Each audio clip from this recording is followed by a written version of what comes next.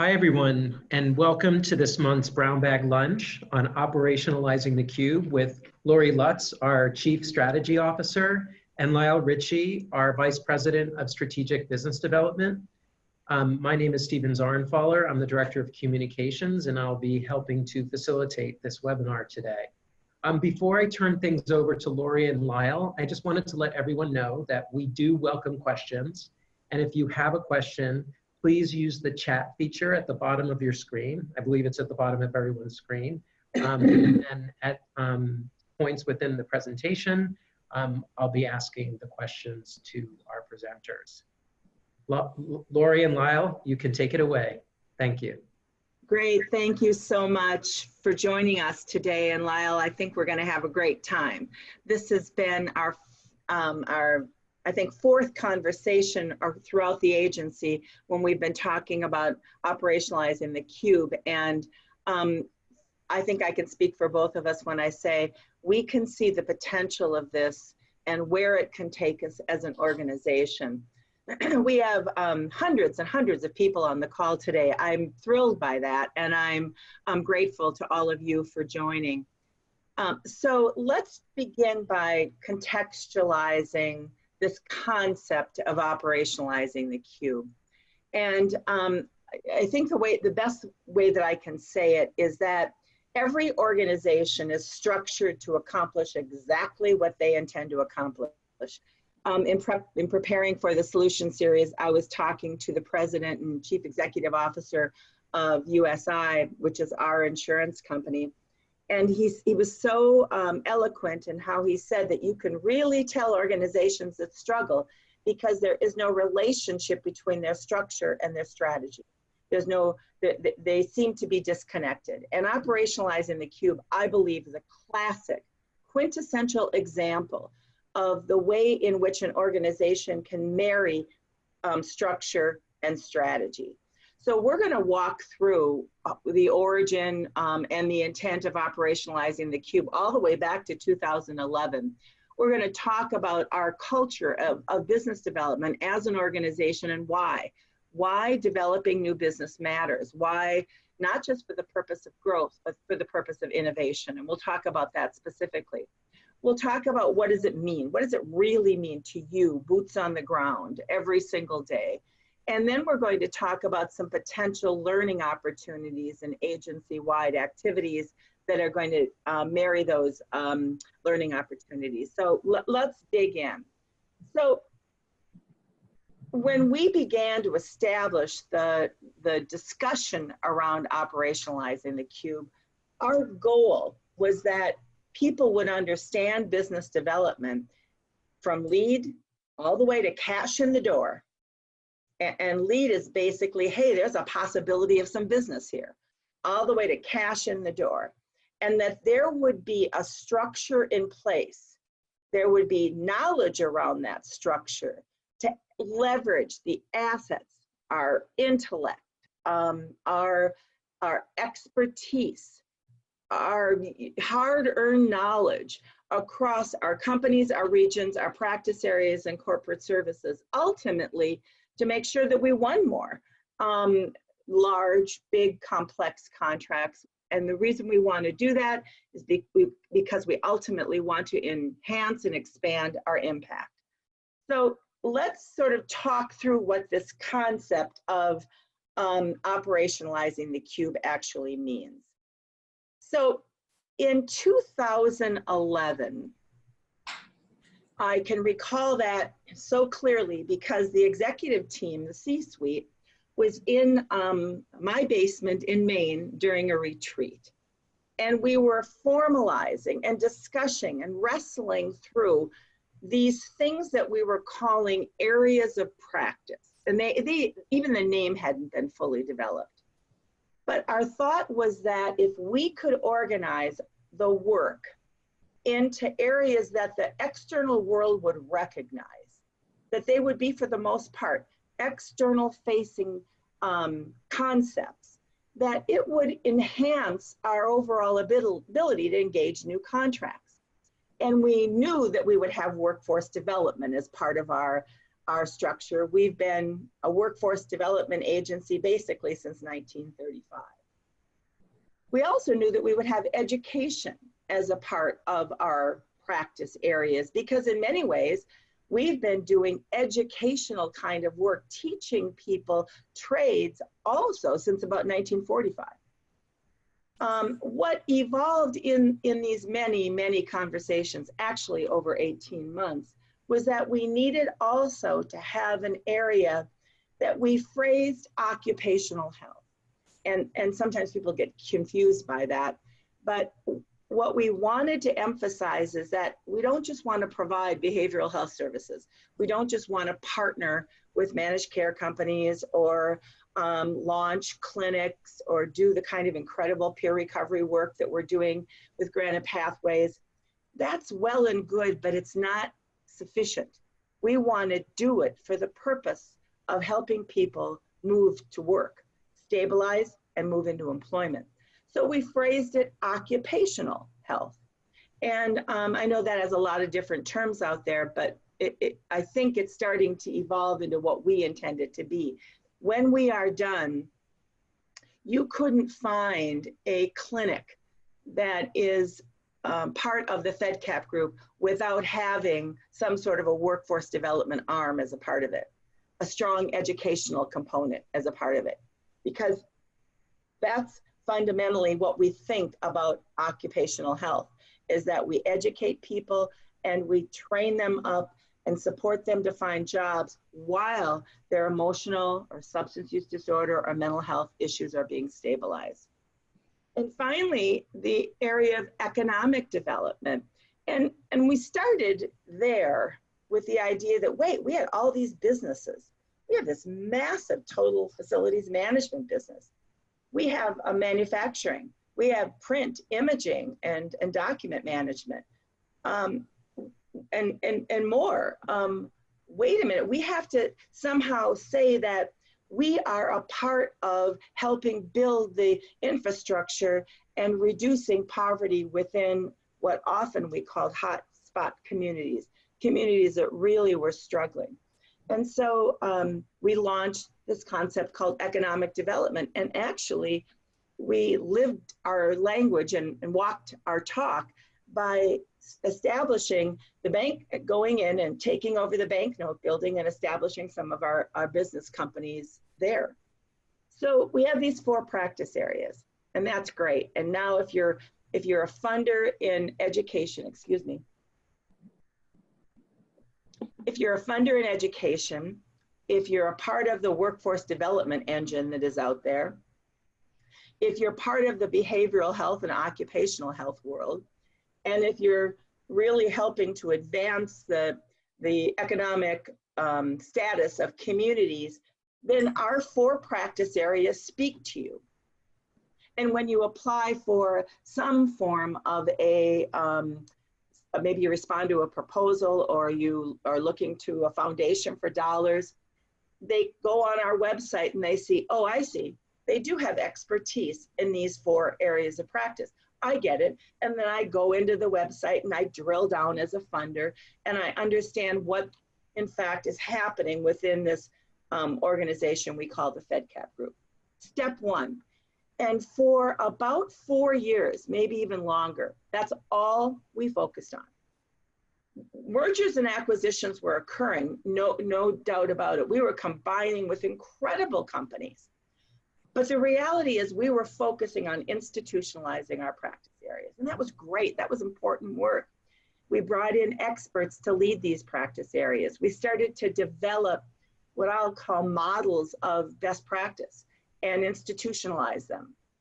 And so the practice areas became unto themselves thought leaders, or at least they represented thought leadership.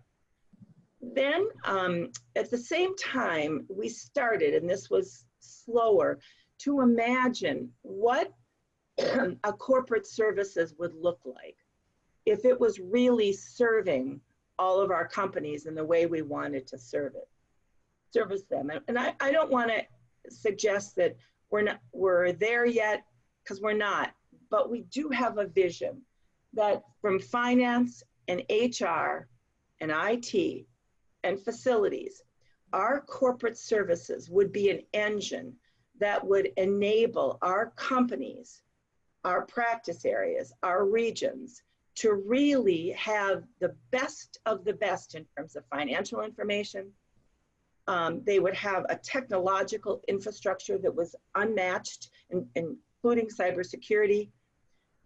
We would have an information technology environment that would push out learning all of the time.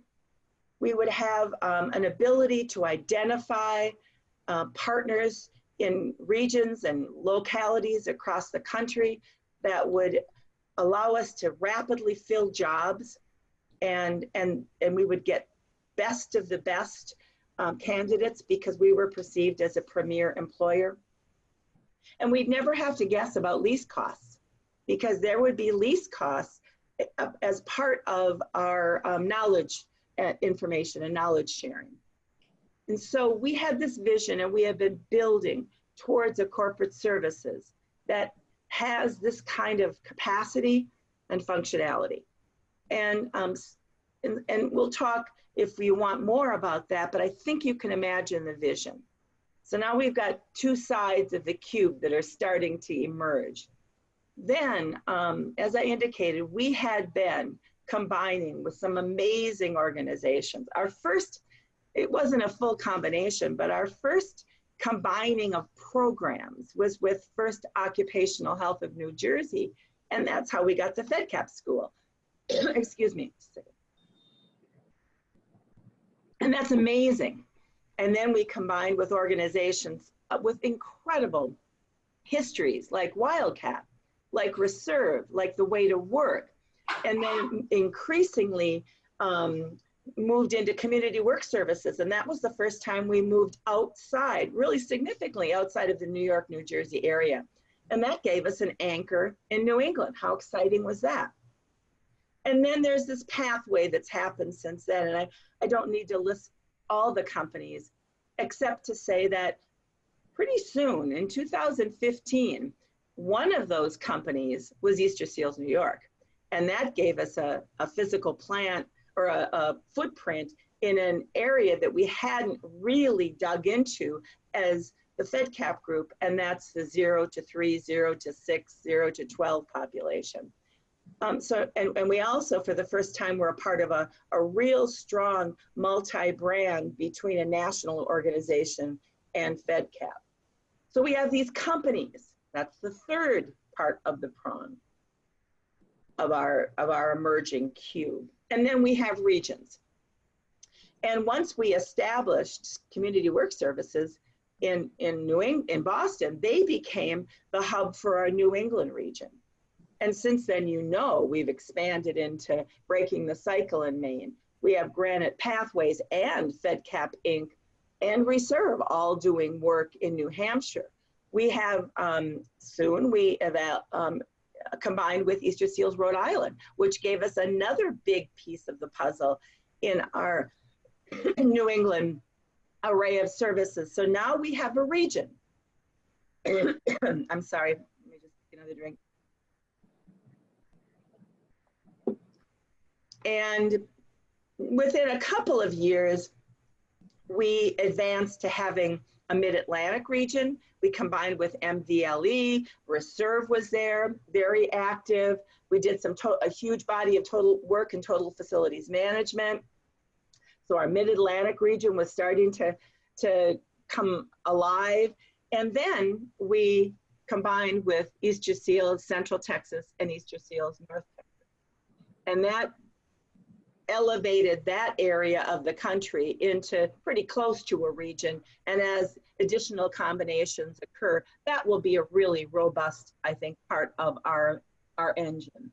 So now you've got these pieces of the puzzle. And if we didn't figure out how to make those pieces work together, we could be the most siloed organization in the world. We've got practice areas, and people could say, what do those practice areas have to do with the companies? We've got companies that could say, well, I don't understand how the companies actually relate to the regions.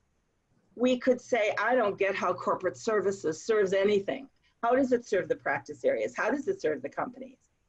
And so operationalizing the cube was a natural byproduct of our structure. What was the strategy behind it? To leverage our expertise, our assets, our experience, and our profile to be able to grow our business and grow our impact. So operationalizing the cube means that when we are going after new business, and that new business is something that maybe we've done before, maybe we haven't. Maybe we've never actually gone after this kind of a body of work before, but we believe that if we represent well enough, in fact, well, in our proposal that we're writing, how our various practice areas are going to be woven into the work, how we're weaving in education, how we're weaving in workforce development, how we're weaving in economic development, how we're weaving in occupational health into a proposal, building on our expertise. And maybe the proposal is simply to serve individuals who are, let's say, justice involved. So we have a company, Wildcat, that's putting this proposal out. We think that's the best company to lead with. It's a company with 45, almost 50 years experience in serving the justice involved. What are we going to do with this population of individuals that are actually needing service? Well, we're going to provide them educational services, workforce development services. We know that there's a high prevalence of mental health and substance use disorder in the incarcerated population. So of course, we're going to bring in our occupational health services. And many of these individuals may actually want and have a desire to be entrepreneurial. They know they're going to be challenged with finding jobs. And so maybe we're actually going to build some economic development opportunities for them through community development financial institutions and loans. So what we're doing is every time we move forward in the area of developing new business, we are examining, we are expecting that while one company will undoubtedly go after the body of work, that's critically important, one company going after it, the work of our practice areas will be woven through it. And if we're developing a proposal and we know that we're probably going to have an array of new staff, when we leverage and tap our corporate services, they should be able to tell us if we need clinical staff, this is basically the cost per hour. If you are really going to be looking for social workers, you're going to have kind of a dearth because there's not a lot in that area. So this is what you're going to have to pay. We're going to be given knowledge about the workforce and the potential barriers and opportunities that we have in candidates. We're also going to be given information about facilities and leases if we have to have a startup. We're going to be able to identify where we might get some of the best opportunities for even co-location, because our facilities from our corporate services will be helping us. If we have to figure out a financial model, we won't be doing that alone. We'll be doing that in concert with our finance team, really helping us plot out various models that would effectuate the kind of revenue stream we need, the kind of 12% margin we need. And if as in, for example, Maine, where we had to set up 16 offices, we'll need an IT infrastructure. We'll need connectivity. We'll need emails. We'll need computers. We'll need furniture. And all of that is part of what corporate, corporate services offers. So I think that you can understand how there's this engine of opportunity that resides if we leverage the cube in the way that I've just described. And I'm going to stop right there. Stephen, you can tell me if there's any questions. I think you have some, and that's great. And then Lyle will help me because I seem to be coughing to death. Great. I just got a question on email while you were speaking about the Wildcat example.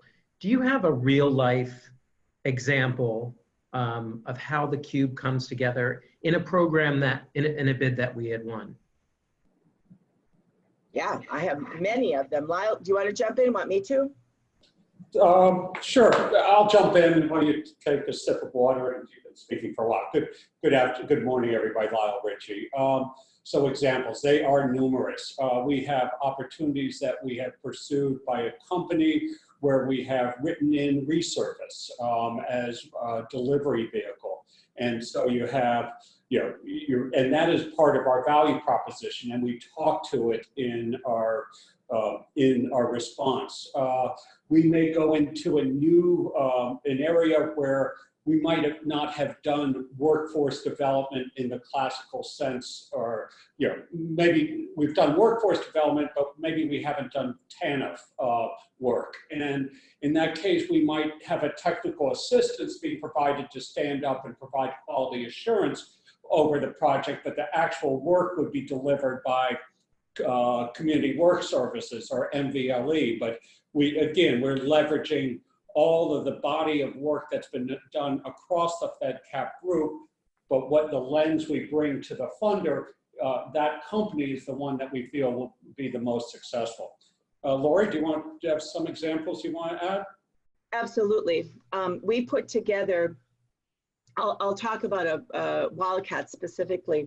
And if Marie Sabatino was in the phone, I want to give her credit because she really helped drive her and Valentina Morales this important body of work. So we put together a proposal for the city around Wildcat that would serve individuals either coming out of Rikers or coming out of any, let's just say coming out of Rikers, because I think that's really what it was focused on. This is Wildcat's an organization that has historically done some very, very good workforce development. They really taught us in many ways about the difference between a workforce development model and a voc rehab model. But that's not all we did. We wove in the career design school as a critical component because we knew we needed an educational aspect of it. We knew that it was critical that we had a strong career design school with sectors that were growth sectors where people could have career ladders. And we knew that we had relationships with business already developed in our workforce development arena that would be willing to hire people who had justice-involved backgrounds. We also knew that we needed some form of clinical services. So we brought in two things. We brought in some of our peer recovery work that we're doing right now in Granite Pathways, as well as just generally our substance use disorder work that we've been doing in Granite Pathways. All in that arena, it's attacking the opioid crisis, but in our proposal to the city, it was really addressing what we know to be the prevalence of mental health issues in the justice-involved population. So we integrated those into a program model and we mapped it out so that the person would be referred from the city. There would be an assessment that would look a lot like the assessment that we did in WeCare, which is our social bio, I forget the name of it right now, but I'll come back to it and people know it, our biopsychosocial. And so it's a comprehensive assessment. It's not a narrow assessment. And we understood that we wanted to understand really where people were in terms of their career goals and their career dreams, and what could we do in terms of tying them to the career design school trainings that we have. And then as you continue to walk it through, we wove in case management because we knew that would be a critical component. And we've really learned that not only from WeCare, but from our women's project. How fundamentally important case management is when a person is needing to tap multiple systems that are very complex to navigate. And so as you continue to walk through it, you could see how we were tapping our entire Fedcap Cares technology system. We were tapping finance to develop our model for exactly how we were going to bill out for these services. And I think it's a relatively recent classic example of how one company, Wildcat, tapped three aspects of the cube, three practice areas, and every aspect of corporate services. I hope that answers the question, Stephen. Yeah, thank you.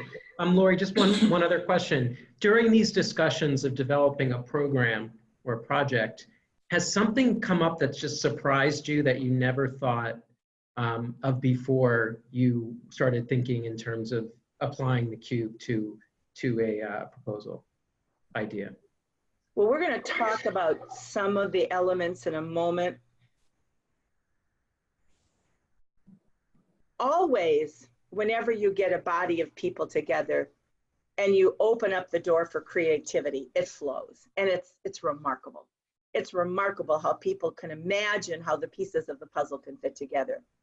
And that energy, that synergy is something that we really try hard to build on when we're having conversations about new business through our Operationalizing the Cube processes. But we'll talk in a little bit. I'll just give you an answer for it, and then I'll talk in greater detail later on. But another thing that is to some extent surprised me is the level of tension. And I think it's good, but it's interesting to manage because every company wants to be the lead. Isn't that a great thing? Companies want to lead the business. They want to have the business. And when you've got the potential for 3 or 4 companies, either one of them could legitimately take the lead. We'll talk more about that tension because I think it's a healthy tension. So unless you have any more questions, Stephen, I'm going to turn it over to Lyle, and he's going to talk about how we tie this together with our technology platforms. Thank you, Lori. So just to put this in the context, we've talked a lot about operationalizing the cube and how companies, practice areas, regions, corporate services all work together. And this is key. I'm going to be focusing on the technology that's going to help enable it. But if we don't have the right people doing the right things, technology is not going to solve our issues. If it's not, technology is not a substitute for getting the right group of people together to bouncing ideas off, because you get better solutions, better ideas if you go broader with your conversation. So just here, what I'm going to be talking about, as you see, we got some circles up there, and they're really meant to represent our core platforms. We have SharePoint and Teams, which is really, those are products within Office 365. So we all use, Office 365 and its various collaboration tools and just productivity tools on a daily basis. You have Oracle. Oracle is, we're on a roadmap, but Oracle is our financial system. Oracle is our human capital management. We're working on, time and labor is being implemented. Procurement is being implemented. Budgeting is on the roadmap. But those are, that is all of our financial information, and HRIS will be housed within Oracle.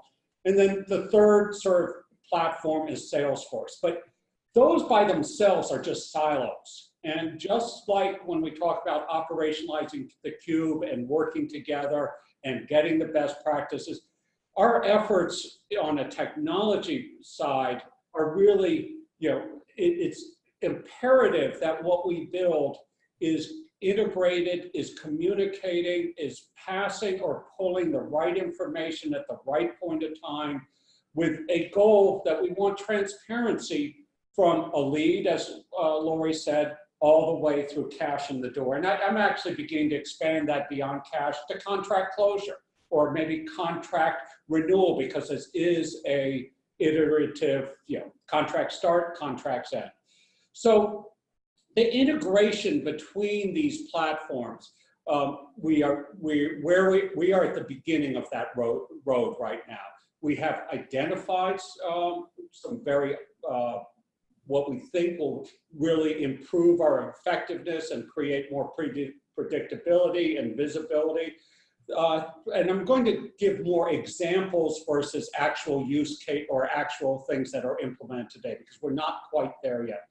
But we have our human capital management system, our HRIS. The vision is that if, Lori mentioned, if we needed social workers, that you would be able to go in, you're building a budget, be able to go in from Salesforce, access HCM, see for a given geography, what is, how many social workers do we have? How much, what is the average cost? What's the average time to hire a new one? Maybe we need a social worker manager. We need a manager for the social workers. Is there somebody in the organization today that maybe is ready from a career perspective to take that next step? So rather than go hire from outside, let's look at our existing internal resources and bring them up. Again, from a budgeting perspective, if you're building a budget and you would have access into our procurement so that you would know if I need a hardware, I need workstations, I need desks, we'd have a catalog that you'd just be able to pull down so you weren't guessing how much something would cost. You'd be able to go look at and get confirmed pricing. We are from Oracle, from the Oracle system, that will always be our financial repository, but we would like to bring and make visible within Salesforce, how are we doing by company or practice area, particularly by company, on our budget, revenue against budget? How are we doing for this fiscal year? Can we predict with certainty and how much new business our decisions are going to be made on? And of that, given our historical win rates, what can we forecast that will actually will show up in this fiscal year? That is always going to be more of an art than a science, because the programs we run have startup times. I mean, we don't turn on the door and have 100% participation. So there's a little bit of leveraging there. We are, with the training that we're talking about, and just for because I haven't stated, our next release of Salesforce, our sales optimization project, is going live on next Monday. So this has been an effort that really, you could say, started some 20 months ago with the Operationalizing the Cube, putting together processes with a group of at least 30, maybe 40 people across the agency, coming together and sort of talking through what makes sense, what works, what doesn't work. And now we're taking the first step on to sort of the realization of that. And it is a roadmap. But our training that's been designed, that's going to be being rolled out in the next weeks, is we're looking at a very standardized, institutionalized set of training so that everybody is following the same path. All of the work that's been done on the sales optimization project is all about process improvement. So there are a lot of initiatives going on. And on the Oracle side, is the time and labor, HCM, that's I think phase 2. We have procurement, we have the financials, we have the new chart of account given our structures, we have Salesforce initiatives, and we have ongoing learning and leveraging of the Office 365 platform. All of that has to be done in an integrated manner. And again, so back to my first point, technology is not going to solve, it will help enable us, but it's really the people that exist, that are in the organization, and the processes that we develop and refine and question and continually optimize are going to be what make the difference. So I'm going to turn over, talk a little bit about our culture of business development. And unlike, I get questions sometimes, why are we talking about business development? We're a nonprofit agency. What does that have to do with, business development? That's, that's like commercial. But, a couple of realities. One is that the large percentage of our revenue is coming to us from contracts. We have federal, state, municipal, county, commercial. Most of that is contract-based. Contracts have a start date, contracts have an end date. Sometimes those we're able to renew, we rebid and win those contracts again. But if we're not keeping an eye and we're not going after pursuing new opportunities and bringing new business in effect, we're shrinking, not growing, because our costs are growing up every year. Our costs are labor. We need to, our cost of training, our cost of facilities, our cost of hardware, our cost of technology. All of those are, are investments that we need to make. And if we're not growing, we're not able to make those. We make those investments in our people, in our process, in our technology, and most importantly, in the people we're looking to serve. Because we're looking to, business drives innovations. And I'm going to turn it back to Lori and let you go from there, because innovations is what we're all about. Great. Thank you so much, Lyle. One of the questions that I received prior to the Brown Bag Lunch, and I want to give a special shout out to our champions. We have Brown Bag Lunch champions across our footprint, and they help not only spread the word, but often bring groups of people together to have conversations either during or after the Brown Bag Lunch, and I think that's incredible. And they generate questions about the topic ahead of time. And one of the top questions that I thought was really great is, in what way does the Cube provide a strategic advantage to us when we're developing new business? I love that question. And I hope we've started to answer that. We need to put somebody on mute. Thank you. We must have some folks that are not on mute that joined the call. Thanks, Ari. The way any organization can go after a body of work, and that's great. And that organization potentially has a great deal of expertise in their lane, and that's great. In the practice areas that we set up in 2011 and have spent years institutionalizing and evolving, we have 4 lanes of expertise under one company, the Fedcap Group. We have right now 20-some companies located across not only the United States, but in the United Kingdom, that each bring their own incredible knowledge of local operations, local political environments.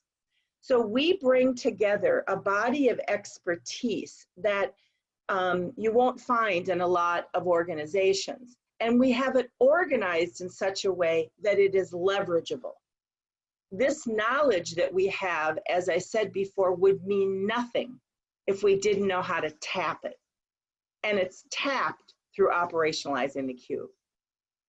It's tapped because we bring together the innovation, the creativity, and the expertise of national experts, of local experts, and we weave it into what we think is a manageable, doable, a model of practice.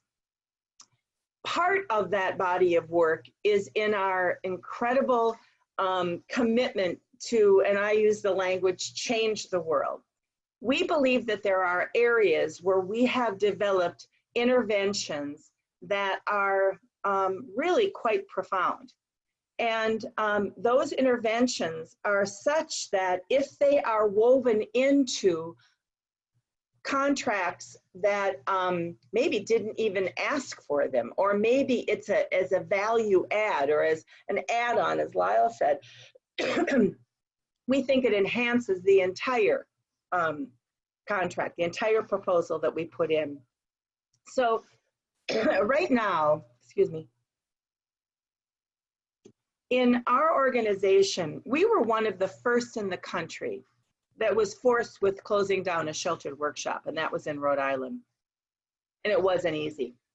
We had adults with intellectual and developmental disabilities who had been at that sheltered workshop for years and years and years. And they were comfortable. Their parents were comfortable with them being there. But these individuals never had exposure to the competitive environment of work in their communities. And they were paid a pittance. And so through the work that's being done in a couple of our locations, under Easter Seals, Rhode Island, and under MVLE are two specific examples. And CWS is also moving in this direction more and more, although they didn't really have a formal sheltered workshop. We are seeing an increase in the number of individuals who are moving out of any kind of sheltered work environment and obtaining jobs in the community at competitive wages, no less than minimum wage. We are a leader in the country in doing that. And that's something we're pretty proud of. We want to stand that kind of a program up and make certain that in any situation that we're applying for new monies, we're developing a proposal, that we leverage that body of work in a proposal that may be in Scotland, in a proposal that may be in Texas.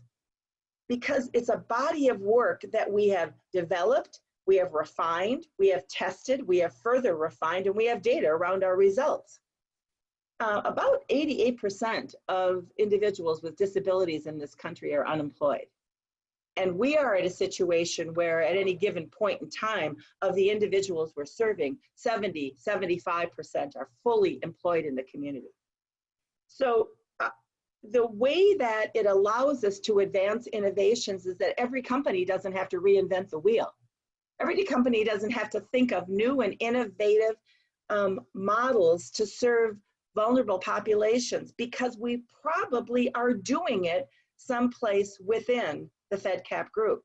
Our work in Granite Pathways under our peer recovery models is some of the most exciting stuff I've ever seen.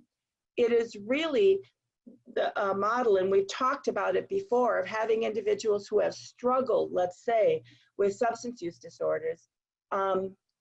Those individuals are being supported by peers who have obtained recovery and are maintaining recovery. They're people who have walked the walk, and now they are walking the talk. And by the way, we have woven into that program some of our workforce development programs. So now we're unlike any peer development organization, I think, in the country from my research, because we do great peer recovery work, but we also are building in a workforce development and educational component.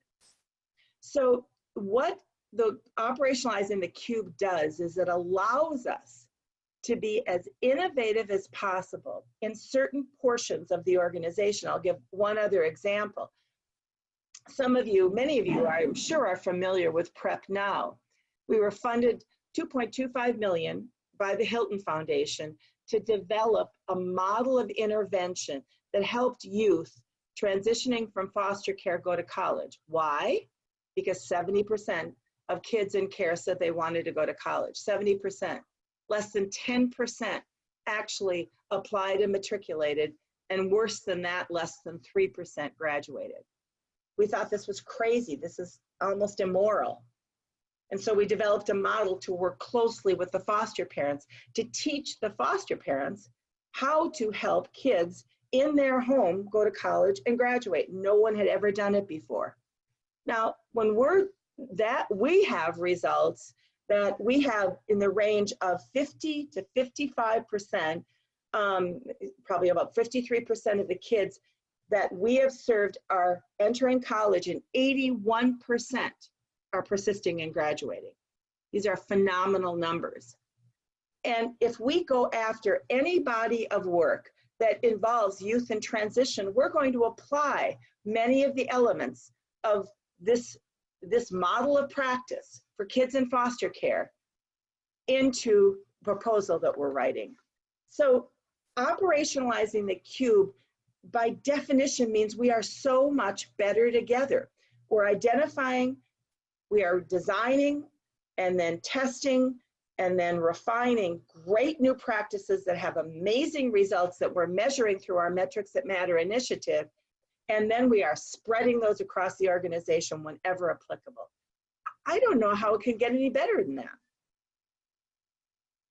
So Lyle's going to take Why Does It Matter? Stephen, before I end, any questions at this juncture? Yeah, Lori, how does our business development process support risk management? I don't know if you're going to explain that later in the presentation. I think Lyle's going to explain it at this very moment. So what a Okay. perfectly timed question. And it's right on time. All right, so let's start with risk identification, mitigation. It is, that's something that, you know, we have to look at and on every opportunity.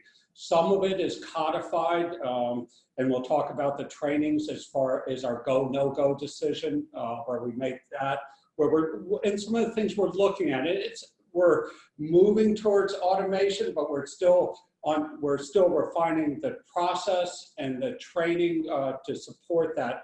But we're looking at sort of standard sort of risk identification, like what's the geography that the work's being done in? What is the visibility? You know, is this something that if it blows up, it's going to show on CNN or a board member is going to get a call? What is the financial structure? That's a big one. If it's, you know, you could have cost reimbursement at the low end.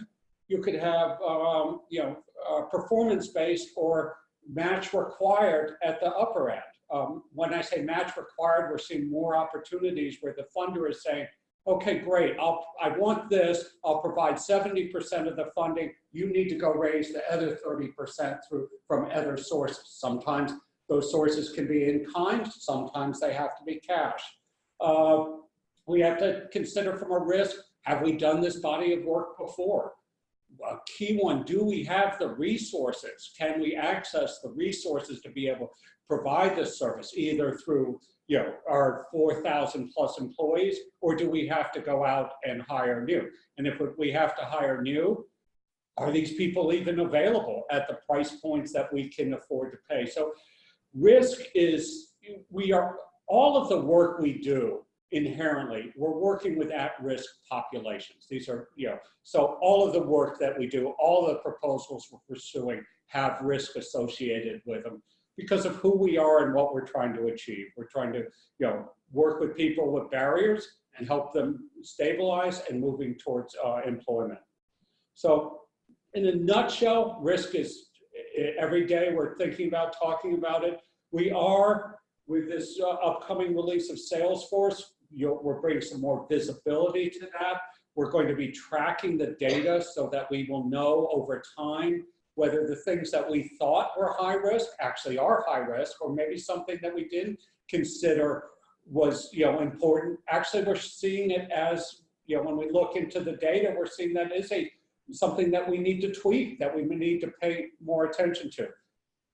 Not to say that with this risk identification and mitigation that that's going to stop us pursuing an opportunity. Really, it's to provide guidance and learnings for the things that we have to consider for opportunities.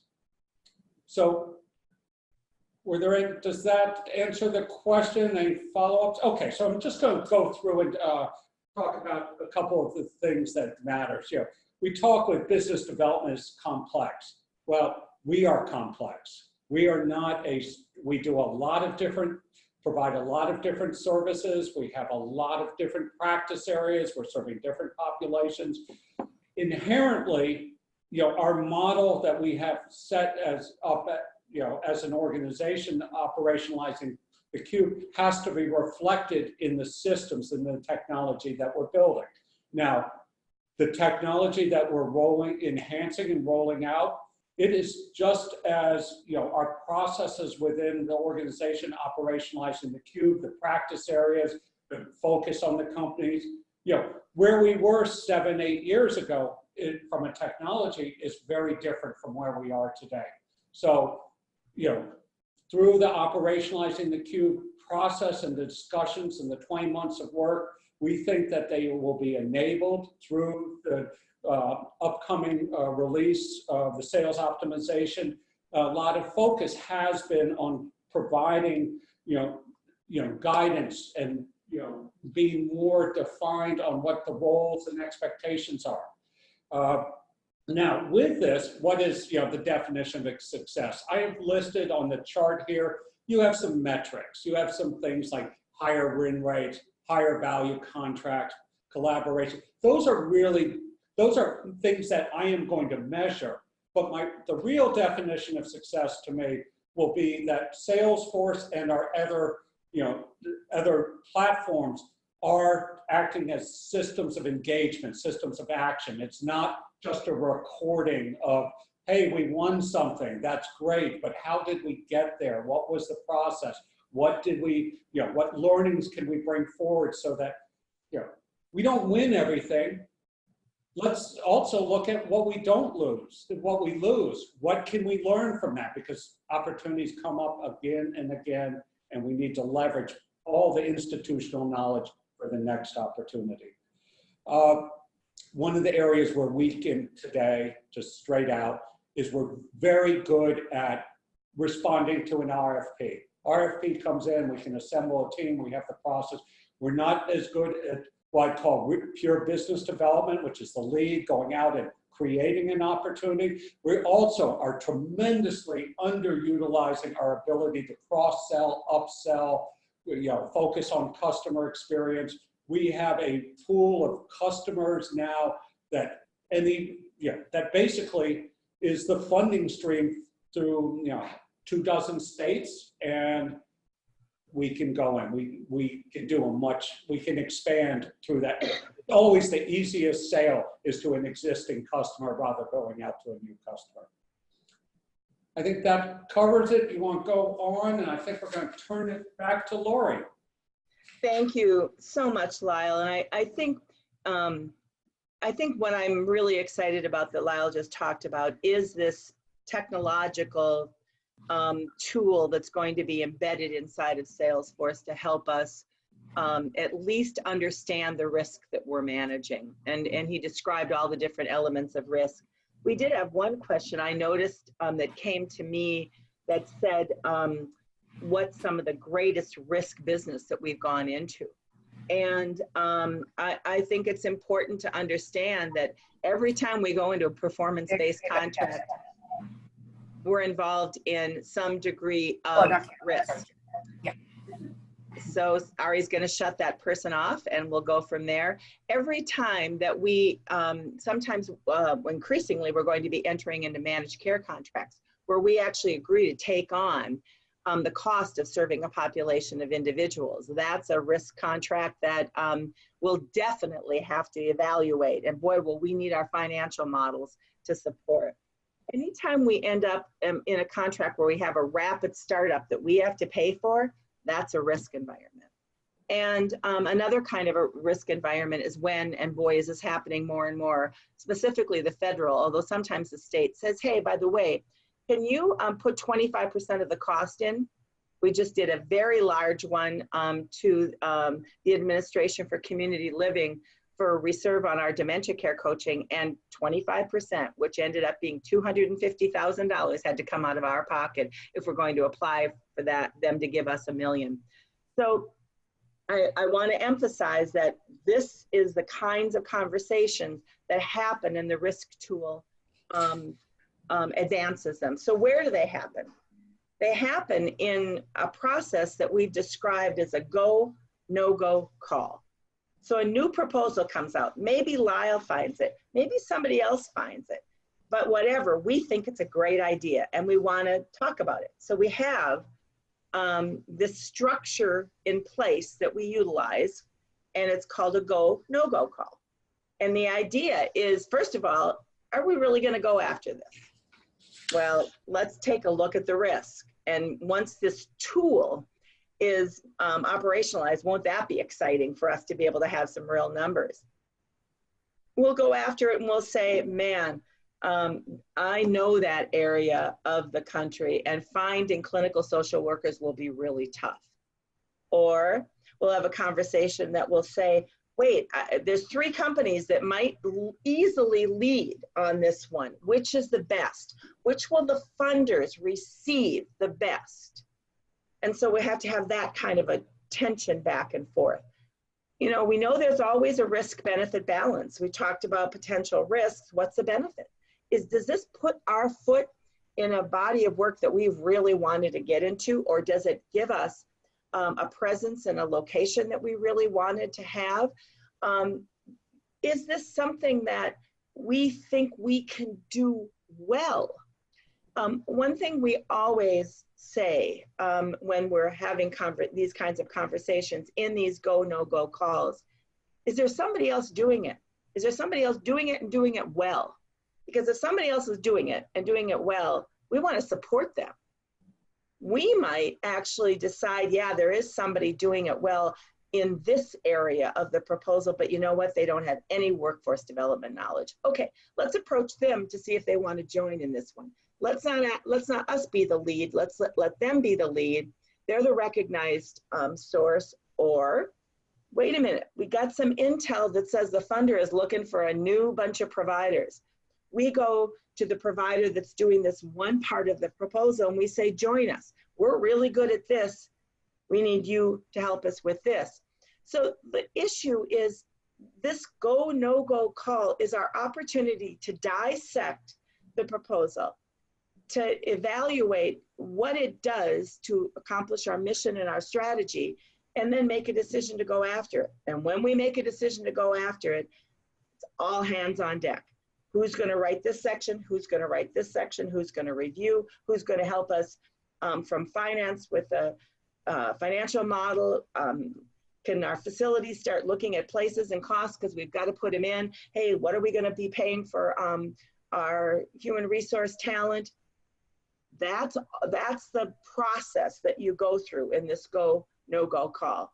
And then there's a series of update calls after that. Some of you don't know how to, have never been a part of these go, no go calls. So we're going to train people on how to do it. We're going to have a facilitator's guide for a go, no go call. And we're going to train you on how to be a part of it. We're also going to train you on how to write a winning proposal. And from soup to nuts, and we've developed, I think, a pretty strong body of work on it. It needs some more review, but we've developed that. And I think you're going to see it as being invaluable. How do you develop a budget from scratch? How do you include startup? How do you make sure that you're going to achieve your 12%? So that's going to be a whole nother piece of our processes. And then whatever else we can do as people are learning about operationalizing the cube, to answer questions and to be there for you so that you can really take this piece of work within our organization and optimize it. So I think if there's no other questions, I think, Lyle, do you have anything to add to that? The only thing I'd add is from a risk perspective. You could have something that on the, let's say it's cost reimbursement in New York. That sounds low risk, but if you don't have a budget in place, and that's a weakness that we have, and that is one of the training is that, well, I've seen proposals that have gone in that it should be very low risk, but we have not accounted for all the overhead that is in there. Haven't accounted for, we're sort of like, oh, we'll think about that later. So yeah, cost reimbursement should be fine, but you got to identify all the components that you're going to get the cost reimbursement for. Otherwise, you could still lose a lot on what should be a very straightforward opportunity. So that's all I had. Thanks, Lyle. So unless, Stephen, you have more questions, I've poured over ours, and I think we've answered most of them. What do you think? Just have one final question, which is an interesting way to end this webinar. What are the agency's growth goals?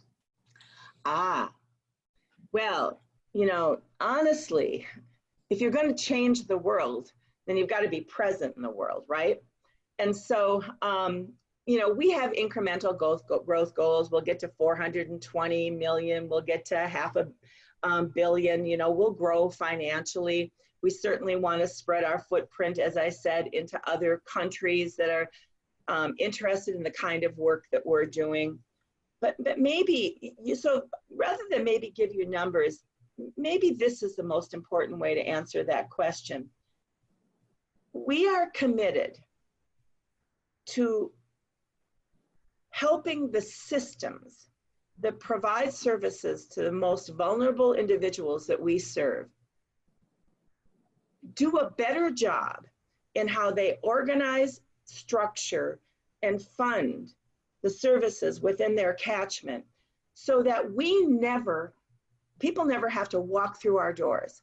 But all of the learning from all of our innovations, all of the ways in which we've struggled and tested and retested interventions, that is embedded, institutionalized into the systems that we serve. So, you know, we might talk about how big we want to get, and there's no doubt we want to grow our impact, but it's not always walking through our doors. We want to impact the world, and we want to do it through changing the way that systems provide services. And I think we're on our way. And I'll end with that. Thank you, Lori. Thank you, Lyle, so much. And thank you, everyone, for participating today. Have a great day. Have a good day. Thanks, everybody. Bye-bye.